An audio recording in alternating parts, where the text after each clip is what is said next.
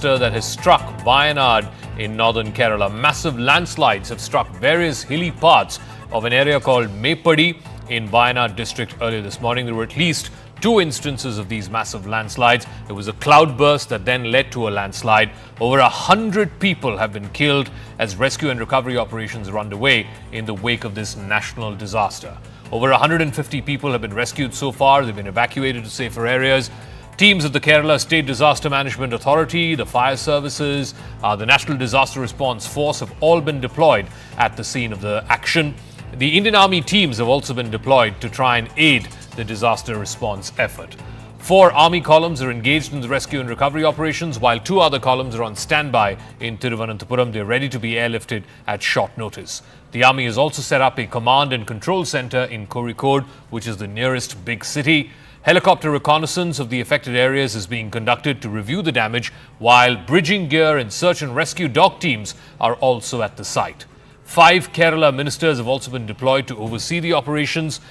The Prime Minister has spoken to the Kerala Chief Minister Pinarayi Vijayan and assured him all possible help from the centre.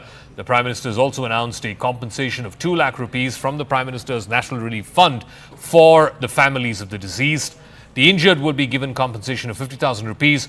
Meanwhile, former Wayanad Member of Parliament Rahul Gandhi, also the leader of the opposition, he took up the issue in Parliament today. He, along with the Congress General Secretary Priyanka Gandhi Vadra, will be visiting Wayanad tomorrow.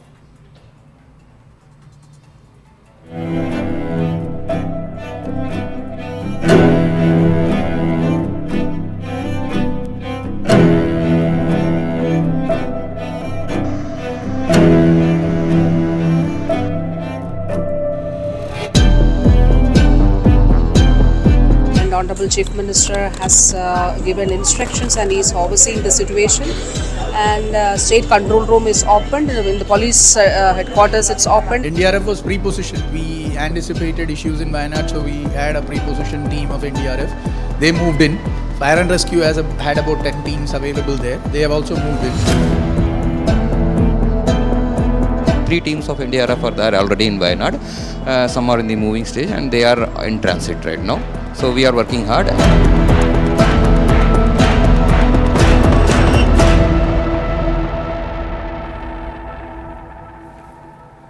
All right, so over 100 people, I'm afraid, are dead, and that number is only going to increase. The Chief Minister held a press conference earlier this evening, giving out details of what exactly happened. There were multiple cloudbursts, at least 2 of them that happened. First, just above a private resort. Remember, there's been a lot of construction activity. There's been a lot of these private homes, tourist homes and resorts that have come up in Wayanad in the last 4 or 5 years. And all of that has led to the soil itself on shaky ground. We have seen, even in Kerala, even in this same area in Mepadi, just 5 years ago, another landslide. Of course, the scale of that, the degree of that, which was much lesser than what we saw overnight and what we saw today. Let's play out some reactions of the locals as well as, of course, the authorities who are involved in the search and rescue operations. This is easily the worst single instance of rain-caused natural disaster, a landslide, which has led to the deaths of more than 100 people. India has not seen something like this since perhaps the Uttarakhand floods over a decade ago. Now, once again, tragedy has struck the people of Wayanad, and it is people were just recovering from the last year's tragedy, landslide, and a lot of people have lost their life there. And near to that place only, this time also again landslide has happened, and in some of the areas so far it happened last night, but rescue team could not reach even now. That is what we are getting reports. And at this point of time, the government of Kerala is trying its level best to reach out to people and save the people, and whatever possible from the part of the state government, they are trying to do it. Wayanad landslide is a very shocking incident because number of people were killed. 11 people were killed is a first report, but number of people may kill, and also hundreds of people are different area because they could not go to the main place. So the government of Kerala has started the early measures, and rescue operation already started. Government of India and Air Force and also NDRF team, everybody is reaching there. Wayanad and this, particularly this area, are ecologically fragile areas. And Kerala as a whole become ecologically very sensitive place. And I don't know what is going to happen, but the government is in its mission to save people. All political parties, leaders are there only. We are also in touch with them. I hope we can rescue maximum number of people. And we all stand with Wayanad in this hour of grief. So I am also personally in constant touch with them.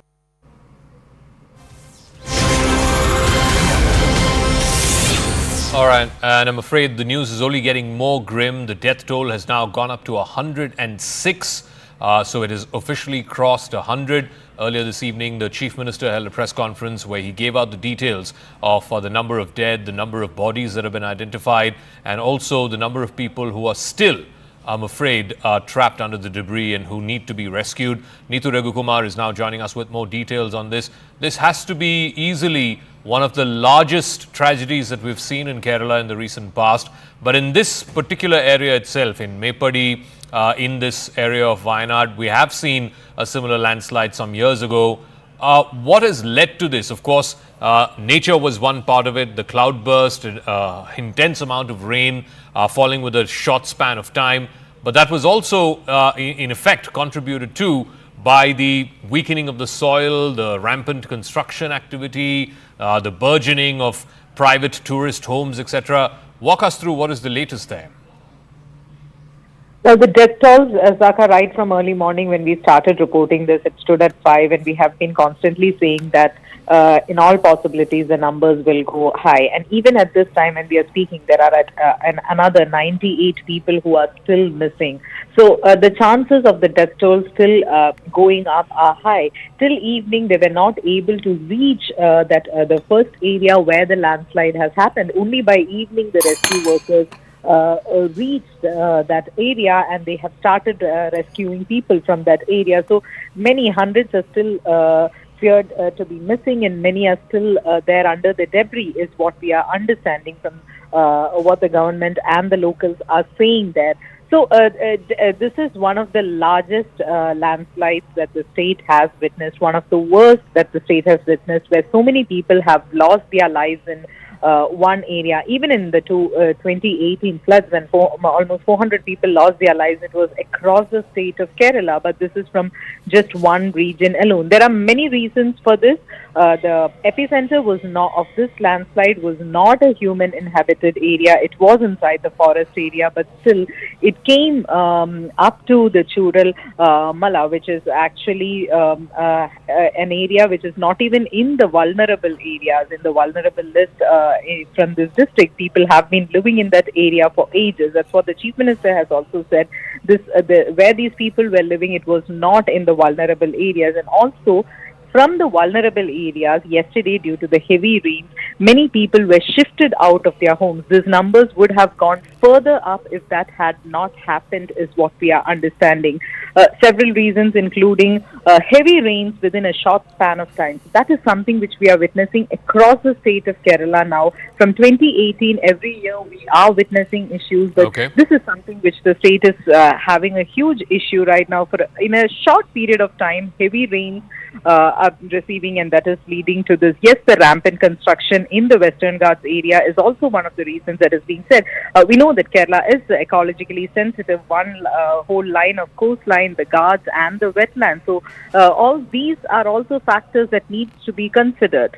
All right, Neetu, we'll leave it at that. We'll see how this plays out. Let me also go across to my colleague Harish Upadhyay, who's now joining us from Wayanad. Harish, whereabouts are you? And when you speak to, eyewitnesses, people who are engaged in the rescue and relief operations, people who saw what happened in the early morning hours today when the cloudburst happened, which led to the subsequent landslide, what was going through their minds? What did they see? and who are they blaming for what exactly happened? Yes, nature did play a role in this, no doubt about it. But what we've seen over the last many years about the rampant construction, the illegal felling of trees, surely all of this would have contributed as well. Well, absolutely. We are coming to you straight from Churalmala. Remember, this is one of the worst hit areas when you talk about the landslides that have happened in Wayanad. And you look at the reasons, you talk to the officials, you talk to locals here. One thing is very clear, as you rightly mentioned, the kind of rampant commercialization. When you talk about commercialization, it's right from Sultan Bateri, when you head towards Churalmala, you will see several of these resorts that have come up. You'll see new ventures of zip lines, you will see glass bridges, several of these tourist locations that have come up, and these have come up on the slopes of several of these hills. At the same time, the number of homestays and resorts too have increased, and many are questioning if did the government look at the carrying capacity of these hills, whether they can take this kind of construction, and whether the construction that's being made here is suitable for the terrain and the soil over here. Was it looked into by the people who were investing money? All these are questions. When you look at the rescue and relief operation that's happening from morning, Zaka, it's been nearly 15 to 18 hours since that landslide, and we've been on Churalmala Road, and you will see hundreds of ambulances. We have seen hundreds of ambulances moving. What's happening is every person who's in a way rescued, they're not even wasting time to find out if that person has pulse or not. He's being rushed to the hospital immediately. There is assistance. They have rushed in ambulances from all the nearby districts, despite the fact that places like Kozhikode themselves have taken a hit because of floods and rain-related destruction over there. We have seen all departments being pressed into service here. We've seen right from the police and the health and other officials to civil defense. We've seen all these governments here, in fact, help pouring in from Karnataka and neighboring states as well. What we do understand is that in the first few hours, it was difficult to deploy army choppers as well, aircraft choppers, Indian Air Force choppers that came in from Sulur because of the rain, because of the weather. Even now, it's been raining on and off in the evening. That is kind of hampering rescue operation at places. There is a fear that if there is another spell of rain in the night, that would further hamper the rescue operation. We have seen tirelessly government officials, rescue officials, all of them heading towards that location, and all arrangements have been made to ensure that this rescue and search operation now continues all night. Extra forces have been brought in, resources have been moved because the government clearly suspects that there are more people trapped underneath the debris and the soil here at Churalmala. This is a scene that you witness every 3 to 4 minutes here. People being rushed to the hospital, injured, not even wasting time to find if they are dead or alive. The government doesn't want to waste a single minute, all of them being rushed to the hospital, and people who are serious are being sent to Kalpetta as well for a higher medical facility, and the government hoping that all this will ensure that they can keep the death toll much lower than what many are fearing at this point in time.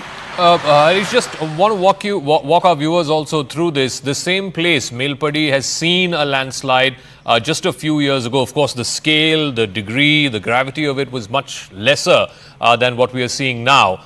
In more broad and general terms about Wayanad, Sultan Bateri, that entire forested hills, in fact, if you drive all the way up into Karnataka, that is into the Coorg region, or if you were to drive up into the Nilgiri side on Tamil Nadu, there have been multiple commissions and inquiries that have been instituted in the past. The Madhav Gadgil Commission is one that comes to mind straight away. Then there was the Kasturi Rangan Commission that was also seated some years ago when the Congress was in power in the state. And all of them came to the same conclusion that there is rampant construction, and many of this construction sometimes happens to be illegal. Bylaws have been broken, officials have been paid off, and the law was also strengthened to the extent that I remember distinctly after one of those commission's recommendations, district collectors were authorized to go ahead and seal whichever property was in violation of the building code of these hilly terrains, these hilly areas. But none of that is what you actually see when you go to Wayanad, when you go to some of these hillier parts. Walk us through, Harish, how repeatedly, despite everybody at all levels of government knowing what exactly the problem is, how was this allowed to flourish, whether it is illegal felling of trees, illegal construction that has happened, this rampant, private homestays and private resorts coming up? How was this allowed to come up in the first place? So much so it's now led to this terrible tragedy in which over 100 people are feared dead. Well, two reasons clearly. The Madhav Gadgil committee report, even the Kasturi Rangan committee report have become a political hot potato. Nobody who comes to the government wants to implement it. There are two sides to it, there are arguments, and we've eventually seen both in Karnataka and Kerala this report in a way being put into the cold storage. We have seen political class doesn't want to move on it, irrespective of which government comes in. Just to give you an idea, I was here a few years back when the landslide happened here. We thought that was the biggest, the government would wake up, there would be changes, but unfortunately that hasn't happened. As you rightly mentioned, right from the border, you cross Gundalpet in Karnataka, come into Sultan Batheri, you will see tourist homes, you will see resorts, you will head up further towards Kalpeta, you will see on both the sides, even on hills as well, you will see these commercial establishments coming up, many of them huge as well. Many wondering if any of these agencies, here perhaps it might be the Panchayat, did they look at the kind of construction that's happening? Did they have any study that said at this particular location you can't have this kind of a gigantic construction, whether it's a zip line, whether it's somebody having a glass bridge over there, huge resorts that have come up, many of them having 4 to 5 story buildings as well there. These are questions that perhaps hasn't been answered, or rather has been ignored in the last few years, and that's the reason you've seen this kind of rampant construction. It's only gone up. The previous landslide, which we all thought was perhaps the biggest and the government would wake up, hasn't happened. You've seen the construction and the commercialization only increasing. So many would ask, when will the government really wake up and ensure that we put an end to this? Yes, the locals do want livelihood because of tourism, but should it be sustainable one?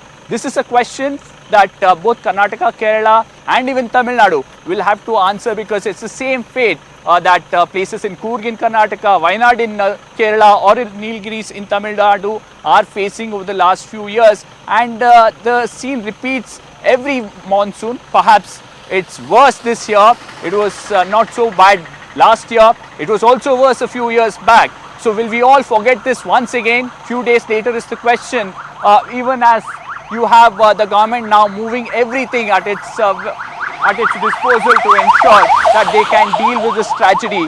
But at the same time, we will have to now understand, and perhaps the opposition needs to also ensure that the government is put on the mat here, and they are forced to act on this, not just today, but in the coming months as well. Okay, Harish Upadhyay will be in touch with you as you get us more ground reports, hopefully speak to some of the victims, the lucky ones who managed to survive, and of course our thoughts and prayers with the over 100 people who I'm afraid are dead in this deadly landslides that have happened in Wayanad. Let's now shift focus to the big story that we want to track on. It's budget fireworks in Parliament. The Finance Minister Nirmala Sitharaman today spoke on the finance bill. In her reply to the budget debate, she countered all the points made by the opposition against the Modi government's handling of the economy. On inflation, on jobs, some of these are very pet issues of the opposition that they like to beat the government's record with. She countered by showing how the NDA's numbers were better than that of the UPA. Even on the charge of favoritism shown to two states, Andhra and Bihar, because obviously the Modi government 3.0 is dependent on allies in these two states, she countered by saying how UPA budgets had omitted a number of states from 2004-5 onwards all the way till 2013-14. But she was silent on what has been arguably the fiercest criticism of this budget. And the fiercest criticism has come not just from the opposition, it's come oftentimes from the middle class, oftentimes supporters of the Modi government. The biggest point of criticism has been the removal of indexation benefits as far as real estate is concerned and capital gains on real estate is concerned. There's also concern around increasing long-term and short-term capital gains tax.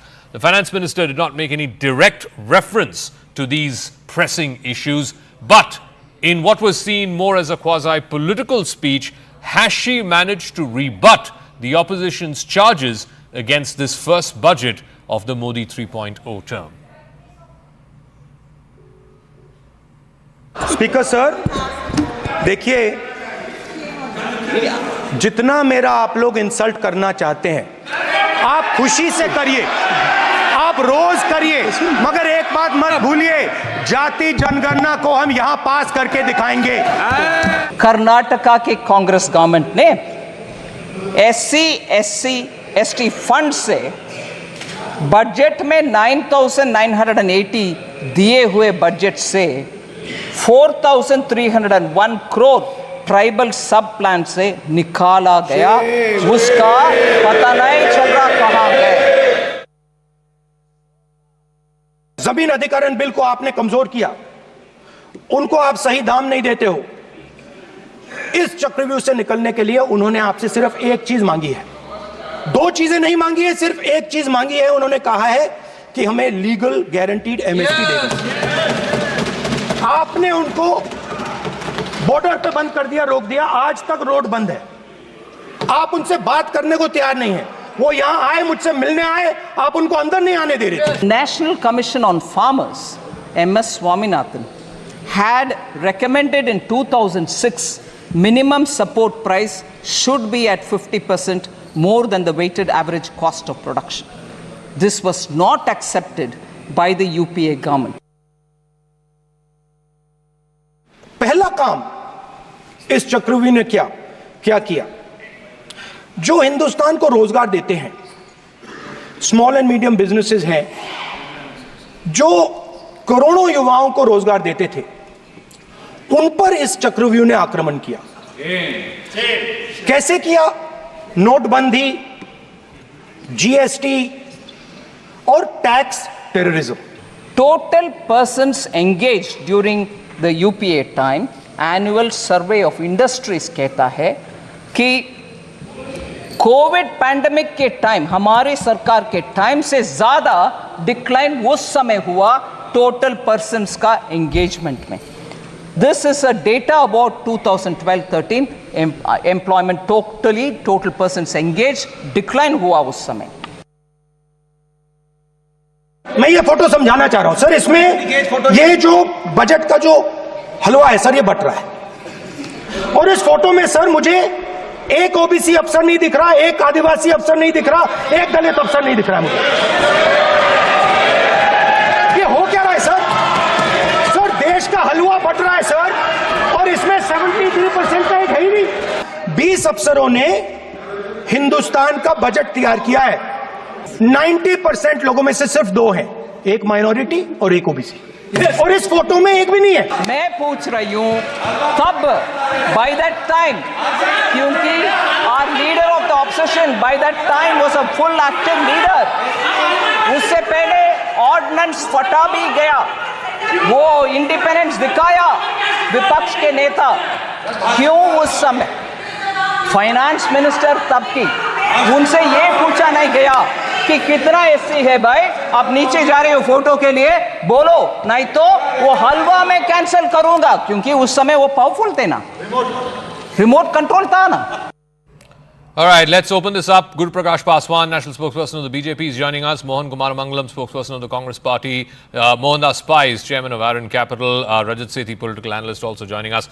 Guru Prakash Paswan, the charge against the finance minister is while she was giving data about how inflation numbers were worse in double digits when the UPA was in power, on jobs numbers, her claim is that jobs, unemployment figures were worse when the UPA was in power than even during COVID. While she may have rebutted that, the central point is the biggest criticism against the budget, the union budget that was just presented last week, has been from the middle class. Has not been from the opposition, it's been from the middle class, and it's been on the removal of indexation benefits on real estate when it comes to paying long-term capital gains tax. There was no reference to that at all today in the finance minister's reply. No, Zaka, you see, there would always be criticism with respect to budget. India is a huge country, and there are always some list of demands, a list of requirements. But if you look at it comprehensively, I think we have witnessed 2 black swan events. The one is obviously the COVID pandemic and the Russia-Ukraine conflict. And if you do any objective or a dispassionate academic analysis, you would see that we have done an outstanding job especially I consider this budget is premised on three very important and three very remarkable pillars, which is growth, jobs, and fiscal prudence. And if you see a huge investment of 11.11 lakh crore in terms of infrastructure, do you indicate or do you suggest that it will not have any impact on the lives of our middle class? I think that is preposterous. Obviously, there would be set of demands, but when we say Zaka, when we say that fiscal prudence is one of the key pillars, when we say that the deficit pegged at 4.9% of GDP in the current fiscal year, and we are targeting it to be 4.5%. And also consider the growth rate, which has been consistently since the last 3 years for 8.36% and the last year of 8.2%. And please notice this, that the global GDP growth rate was about 3%. So I think considering the turmoil globally, considering everything, India has emerged as a bright spot. Obviously, like I said in my beginning observation, that there would be criticism, there would be certain things, but the fact of the matter remains that we have to take everyone along. Social inclusivity, regional inclusivity has been the key pillar of I'll come to social and regional inclusivity, but Mohan Kumar Mangalam, on the point that Guru Prakash Paswan made, you had COVID, you have the Russia-Ukraine war, now you have the Israel-Hamas war. Despite all this, to steer the economy, last year growing at in excess of 8%, this year poised to grow in excess of 7%, and to maintain fiscal balance, to maintain fiscal prudence, 4.9%, under 5% compared to GDP. That is a remarkable achievement. Zaka, where do I start with Mrs. Sitharaman's speech? I mean, there was a portion of that speech when she actually said that there's a nexus that's conspiring to destroy the India story. I mean, I know Mrs. Sitharaman does not take kindly to hard questions or criticism, but to hide behind the veil of what is clearly jingoism masquerading as patriotism is certainly a new low for the finance minister. In fact, it's almost as ridiculous as this internship program that she's proposed, which is supposedly for only 500 companies. You know, I'm tired of this government, and I think it should be tired of itself driving while looking in the rearview mirror. If all they're going to do is go back now even further beyond 10 years and keep talking about how they're doing such a better job than the UPA, then they haven't learned the lessons that the 2024 election sought to teach them, which is that they've come below majority now. They were denying the fact that unemployment is even a problem. I remember the Prime Minister's speeches in the last leg of the election saying how they've generated 6 crore or 10 crore or whatever fictional number of jobs. Now they've finally come to talking about employment-linked incentives instead of just production-linked incentives. And even there, they seem to be limiting it with some sort of hodgepodge, only top 500 companies that really employ only 1% of the workforce. And it's almost the way they've structured it is it's a wage subsidy versus an incentive to hire. Now, let's get it straight. The problem with employment, which is also what the economic survey pointed to, saying that we need to create about 80 lakh jobs going forward, is that the private sector is not joining the party when it comes to investment.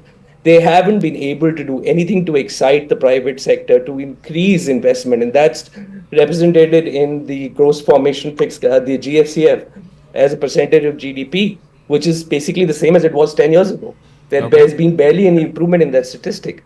If you look at further into the budget in terms of what they've done for healthcare or education, they haven't hit the mark where they need to in healthcare, which is 2.5% of GDP. And this is the lowest their proportion to education in 20 years. So the budget has made cuts in different places. They talk about being an agri budget. They said they were going to double farmers' incomes by 2022. What happened? You have another budget where they've cut subsidies on fertilizers and food subsidies. Okay. So what are they fooling? When Mrs. Sitharaman, I'll just make one point. Yeah. When Mrs. Sitharaman says that we refuse to implement the recommendations of the Swaminathan Commission, she's being half truthful about it. Because there were 200 plus recommendations, 175 of which the Congress party implemented. And in every declaration, every manifesto we've had since then, we have promised that when we come to power, we will recommend. No, the single biggest recommendation is that MSP will be 50% plus cost. But anyway, let me ask TV Mohandas Pai to please explain to our viewers, many of whom are also middle class, many of whom are also upset at this budget. What is the big thing that irks you, Mr. Pai, about this budget? And has the finance minister replied sufficiently to address that concern in her reply today? Zaka, let me first clear the noise here.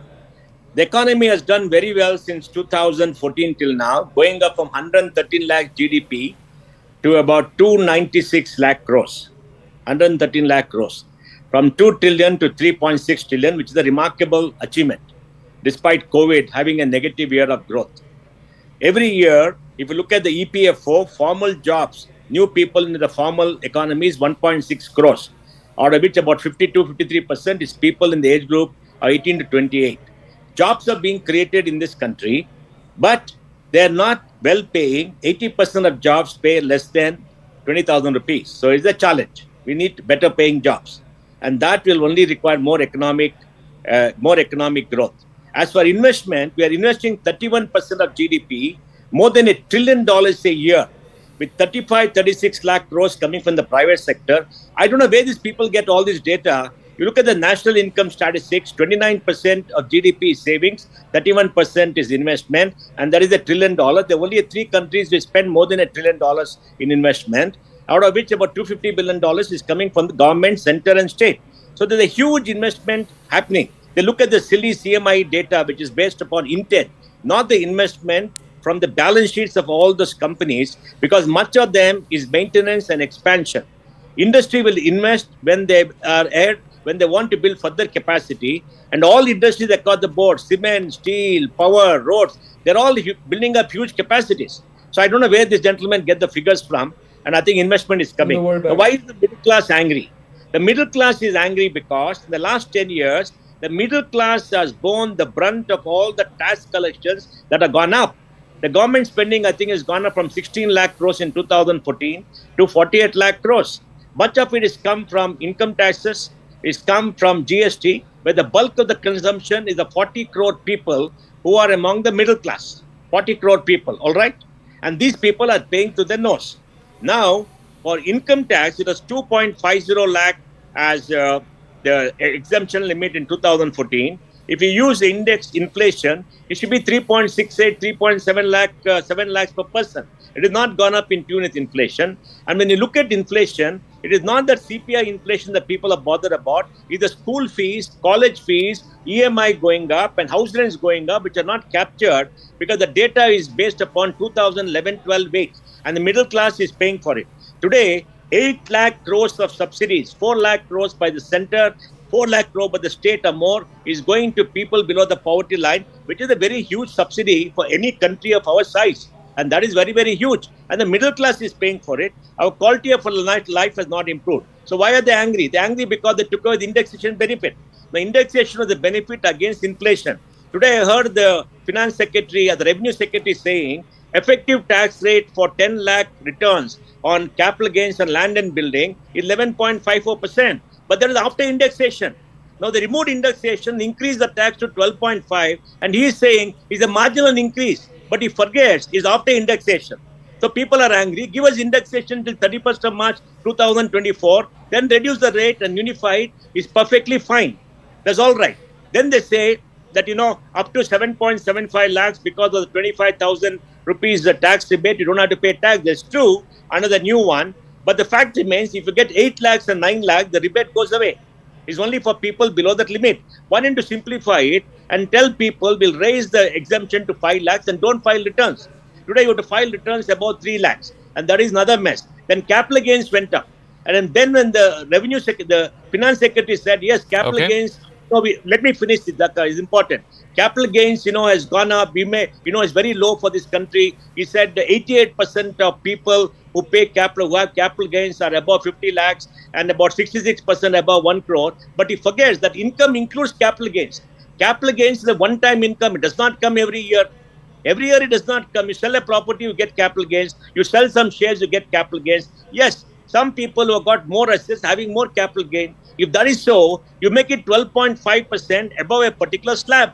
Why do you want to hit everybody? So they give some peanuts, 25,000 rupees, I'll give you more exemption, which makes no difference. And they increase the rate from 10 to 12.5. Let us say any capital gain above 50 lakhs will be 12.5%, and people will be better off and happy. And most of all, it is retrospective because you had till the date of the budget indexation. Suddenly you remove it. Yes, you reduce the rate. That's fine. But indexation gave you better benefits. Then the income tax says property prices have gone up by 12 to 16% a year CAGR. Have you seen property prices go up 12 to 16% across the board? Most middle class live in apartments. Yes, for land it might have gone up, not for apartments. We asked them, show us the data. Nobody has shown the data. RBI says property price in the last 13 years has gone up 7 to 9%. So a lot of small things. Now, if they increase the indexation 31st of March, people will be happy. So, If they say, don't let me ask Rajat Sethi, you know, the index, let me finish. 1 minute. See, what people want are small things, very small things, irrelevant things, which will make them happy because people are upset. You did it with retrospective effect. When Jaitley put capital gains tax, he had grandfathering. So grandfather all the benefits till the budget and change it from the future. That's all. If you do the simple thing, you know, people will be happy. Why make this middle class who support is so angry? So let me ask Rajat Sethi, the problem is that either the government, the reading of the mandate 2024 is either the middle class can be taken for granted because they are anyway not showing up, they are anyway not voting for us, or that that's the golden goose, so let's squeeze it a little more, because ultimately the voting class is the poor. It's the poor who voted Mr. Modi in 2014 and in 19, and it's the poor in some states at least which seem to have deserted him. Therefore, give more welfare to the poor at the cost of the middle class. In fact, the people who are most upset at the budget is not even the opposition. The people who are most upset at the budget, Rajat Sethi, if you look at social media, are the people who are ardent supporters of this government for the last 10 years. Well, I agree, and this is why it's sort of an impossible proposition, wherein budgeting exercise by the very nature is a zero-sum problem. You will have to divide the fixed pie that you have before you in ways that you can actually serve the very last standing in the queue in the most deprived sections of our society. So, the problem statement in itself is such that it cannot satisfy everybody. That's the premise that you start off with. The second premise that BJP should have done around the budget is its communication. The anchoring conversation around the budget started on a slippery slope at the outset itself. Taxation slabs were modified. Even on this long-term capital gains, barely 2.5% was increased. Yes, it is 25% proportionately, but look at what the opposition was offering as an alternate economic idea.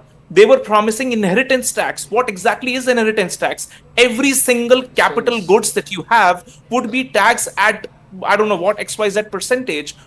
BJP should have lashed upon all the disastrous economic policies that the opposition was portraying in just the elections that got concluded, and sort of did a contrast and presented it before the same middle class, which is right now and is antagonized or is feeling upset about the budget propositions.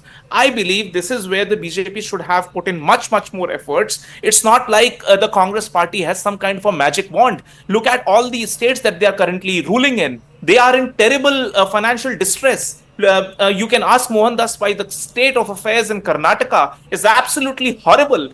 They have cut a golden goose into myriads of pieces just to satisfy the political needs of various sections that they have promised doles after doles irresponsibly. They have promised gold coins in the state of Telangana. Look at Tamil Nadu. It's one of the most bankrupt states individually. If it were, to have managed its own finances, it cannot even run for a single day. Kerala government is so bankrupt that they had to go to the Supreme Court and were admonished by the Supreme Court also, and they said you cannot rightfully go out and ask for more money when you do not responsibly spend it. See, the problem is that alternate models are not present with the opposition party. BJP should have said that, okay, here is the budget, hey, why don't you go out and balance it for me? Present an alternative model as to what you are trying to deliver to the middle class. So Mohan Kumar Mangalam, you are running a government in Karnataka. You rode to power on the basis of these freebies, these guarantees, etc. Different estimates say anywhere between 30 to 50,000 crores is required to fulfill all the 5 or 6 guarantees that were made. Now the point is, the state is reeling. It is unable to meet all of those guarantees to the extent that the Road Transport Corporation there is considering raising rates. Electricity prices have been raised. Land registration prices have been raised. Milk prices have been raised. There's nothing that's not been raised in order to meet those extra 50,000 crores for you to keep the guarantees. Saka, those guarantees are going to the common people of Karnataka, and I resent the assertion that these are freebies. No. Mohandas Paiji, will you let me talk? I will I didn't explain. interrupt when you talked. And let me explain to Mohandas Paiji also that the data that I got in terms of gross fixed capital formation I'll give you data. is from the World Bank, and it has stayed the same from in 2013 and 2024. It's still 31% of GDP, which really is no great increase despite how much money the government has pumped in as part of the GFCF, which clearly proves then that private investment is crowded out or private investment isn't coming, unlike what he says. Now, as far as whether it is Tamil Nadu, whether it's Telangana, Tamil Nadu, by the way, has a lower fiscal deficit than the government of India. So I'm not sure what he means by the fact that Tamil Nadu is going bankrupt, and that's my home state. So I'm not sure where these numbers Rajat is bringing out from. He also mentioned inheritance tax, which is wildly ridiculous because nobody in Congress mentioned anywhere in our manifesto or anywhere in our promises that we were going to bring inheritance tax. Even where it's implemented across the world, it's above a certain minimum level of income that you're inheriting or assets that you're inheriting where you end up paying inheritance tax. In fact, the only people who spoke about it were people from the BJP. And as far as looking for new ideas, the BJP seems to be taking a page out of every page of our manifesto, when they're talking about employment-linked incentives, when they're talking about Pehli Naukri Pakki equivalents.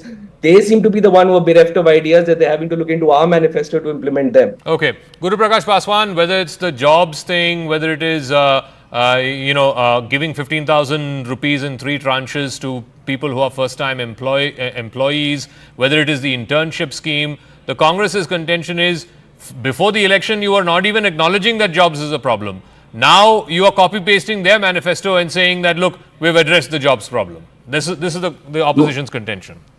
No, Zaka, I think let me clear the air around the issue of inheritance tax. Mr. Sam Pitroda, he is none other than the overseas president of whatever the Congress party is, the foreign affairs of the Congress party. He is an active office bearer of the Congress party. He spoke about distribution of resources. He spoke about inheritance of taxes, and you removed his revocation. He has been reinstated by the Congress party. Point number 1. Point number 2, I challenge my friend from the Congress party. UPA year's average inflation rate, UPA year's average unemployment rate, NDA year's average inflation rate, and I did not speak when you were speaking on. Thank you so much. I throw a challenge. Average inflation rate, average unemployment rate, we are faring well. And thank you so much for bringing the issue of Karnataka. On the one hand, Mr. Rahul Gandhi will say, Halwa ceremony mein SC, ST, OBC kahan pe hai? In Karnataka, Zaka, you know what happened? The fund that was meant for the welfare of SC, ST communities, Lamborghini was bought. Lamborghini car was bought for the fund that was meant for the development of the scheduled caste communities. 35,000 crore. 35,000 crore. This is a report by the Mint newspaper that 35,000 crore that was went for the development of the SC student, SC scholarship, SC hostels, that was diverted for no good reason, for the same reason of freebies that was mentioned in Telangana as well. Mr. Rahul Gandhi's hypocrisy, Mr. Rahul Gandhi's dual standard has absolutely no limits. He will speak of SC, ST, OBC, but the states in which he is in power. Who is the finance minister of Karnataka? Is he a Dalit, OBC, SC, ST? Who is the finance minister of Telangana, Karnataka? Are they SC, ST, OBC? I want to ask you. So please spare us this. Please spare us this, because this has no point. This is beyond my comprehension. Speak of it. And Zaka, you say about middle class. One last point. You say about middle class, but under the Pradhan Mantri Garib Kalyan Ann Yojana, this government has ensured our promise that 80 crore people will receive the food grain to the 5 years. And this is inclusive growth that we mean. Okay, so you're saying 80 crores free food grains is the inclusive growth that you're talking about. Just one point of fact, I'm not wanting to, correct anyone here, but a question was asked about who is the finance minister of Karnataka. Siddaramaiah is the finance minister of Karnataka. He is an OBC leader, arguably the tallest OBC leader in that state. Who is the finance minister of Telangana is Bhatti Vikramarka, who is a Dalit leader. Again, a very senior Dalit leader in that state. So just a point that to answer the question that was asked. All right, we'll leave it at that. Thank you very much, gentlemen, for joining us. Let's see how this plays out. The budget has been debated. The finance bill will likely get passed in the next few days. But like I said, yes, the finance minister has done a good job of trying to compare 10 years of NDA and 10 years of UPA and left to the voters to decide. Clearly, the voters have given their inclinations over the last 10 years. But more importantly, it still doesn't explain, or it still doesn't fully address the angst, the disappointment that some of the most ardent supporters of the Modi government have had because of some of the points in this budget, not least of which is the removal of indexation benefits. I'm going to take a quick break here on the program. When I come back on the other side, it's tensions not just between Israel and Hamas that's been going on for almost a year now. Now there has been a rocket attack from Lebanon over the weekend. 12 Israeli children died in Israel-controlled Golan Heights, a territory that's been disputed and it's been occupied since the 1980s. It's now sparked global alarm of a possible second front in this war, this time between Israel and Hezbollah. What are the chances that that will happen? And what are the chances that if it does happen, then there will be, as predicted and as feared, a wider regional war? Quick break. That story on the other side.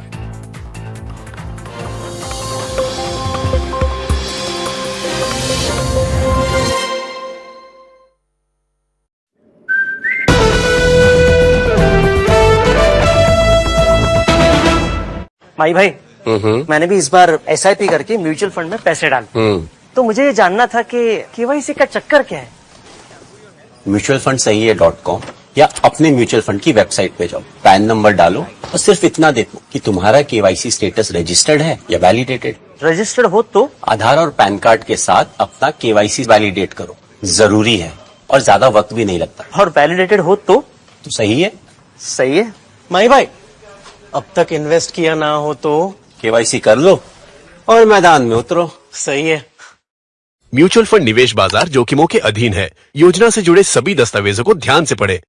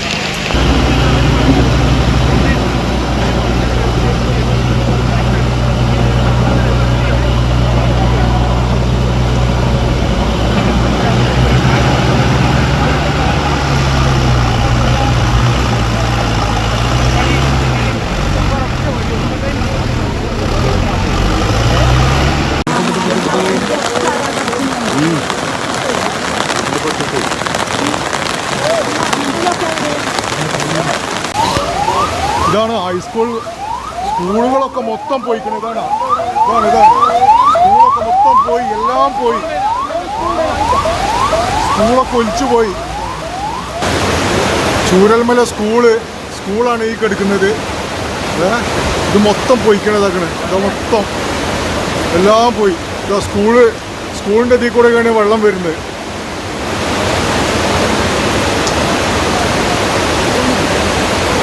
അയ്യോ, എത്രയോ വീടുകളാണല്ലോ ദൈവം പോയിക്കണേ. അയ്യോ അയ്യോ. ഇത് നമ്മളെ വെള്ളരിമല വില്ലേജിൻ്റെ ഭാഗമാണ്.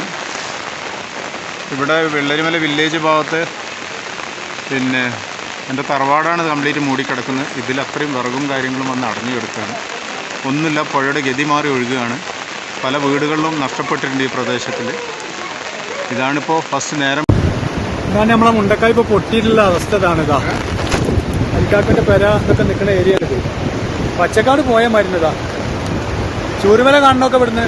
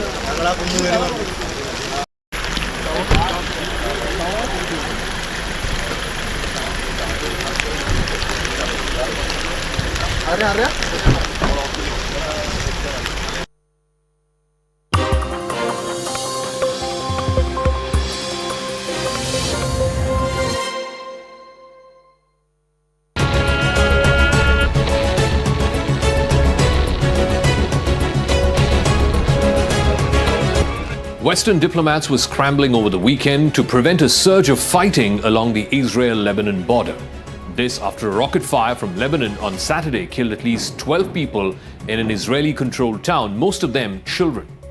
The rocket prompted Israel to retaliate quickly with strikes across southern Lebanon.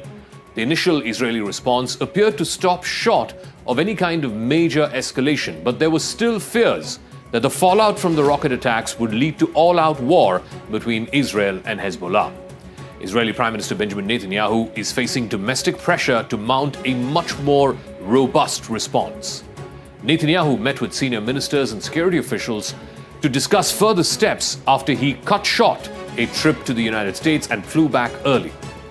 Israel immediately blamed Hezbollah, which is an Iran-backed Lebanese terrorist group which has been attacking Israel in solidarity with Hamas. The deadly rocket attack on Saturday happened in the Druze Arab town of Majd al-Shams. Hezbollah has denied that it was responsible for the rocket attack. US diplomats were working on Sunday to try and contain the hostilities and asked the government in Lebanon to relay a message to Hezbollah to show restraint in the face of a further Israeli response. US officials are convinced that the rocket was made in Iran and it was launched from territory controlled by Hezbollah in southern Lebanon.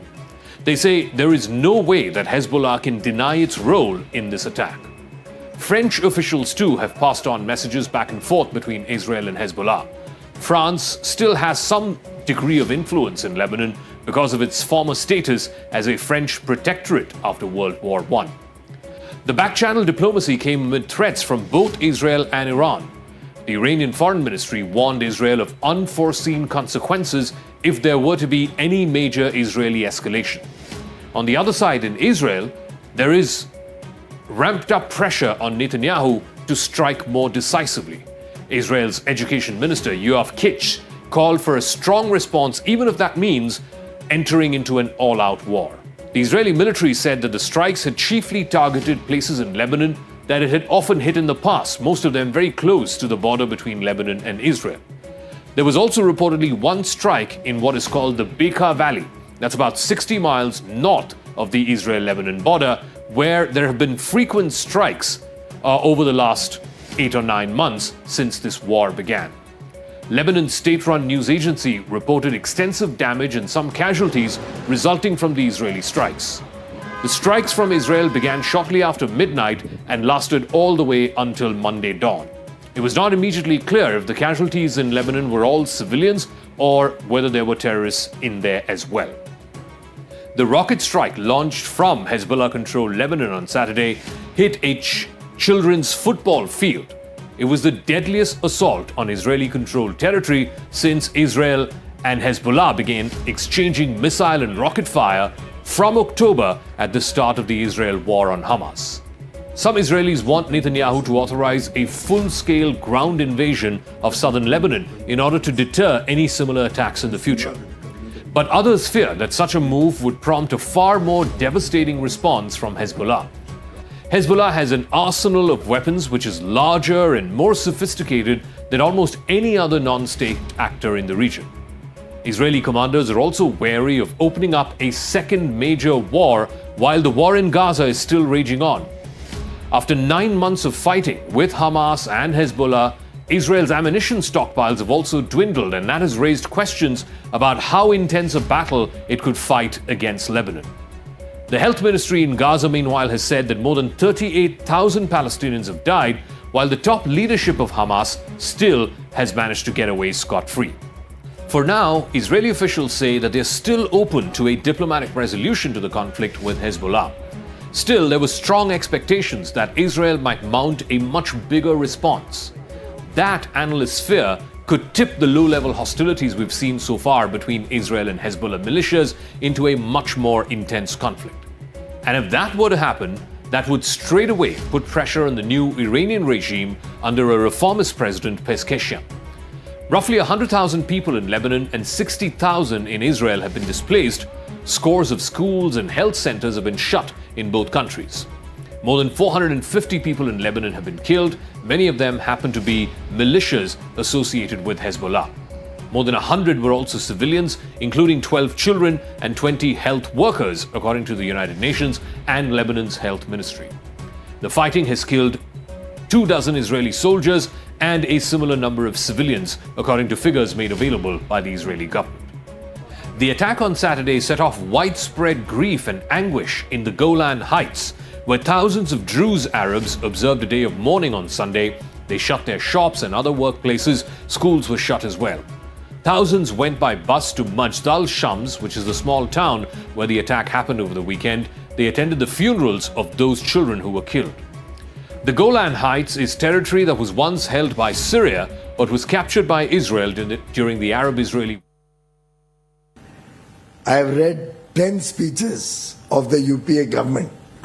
Never once has there been a mention of bringing in a legal guarantee for MSP. Never once did they speak about trying to uplift the poor by giving them free homes, giving them free insurance, giving them free food grains, or ensuring that every household has access to electricity, has access to cooking gas, LPG cylinders, has access to clean drinking water, has access to digital connectivity, has access to toilets. And in 10 years of the UPA government, they brought the nation down to a growth rate of about 4.4% that was inherited by Prime Minister Shri Narendra Modi.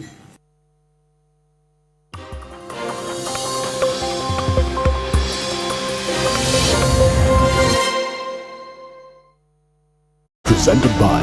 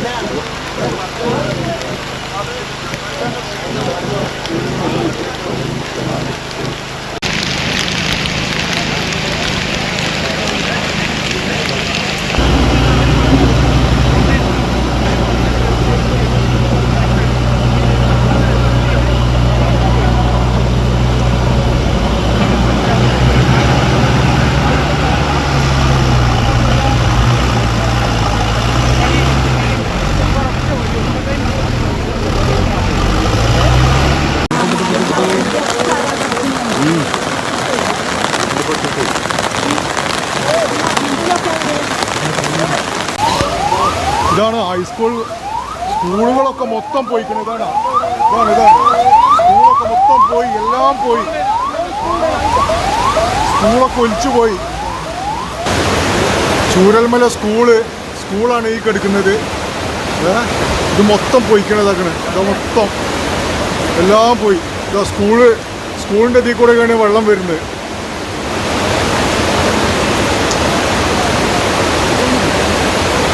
അയ്യോ, എത്രയോ വീടുകളാണല്ലോ ദൈവം പോയിക്കണേ. അയ്യോ. ഇത് നമ്മളെ വെള്ളരിമല വില്ലേജിൻ്റെ ഭാഗമാണ്. ഇവിടെ Vellarimala village ഭാഗത്ത്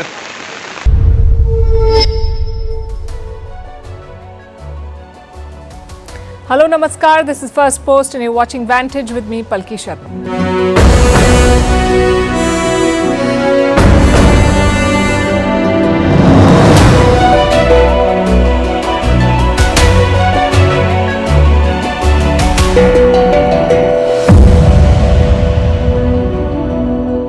Venezuela is on the boil. The country with the world's largest known oil reserves is witnessing violent clashes. Their president says he won the latest election. He has the support of Russia and China.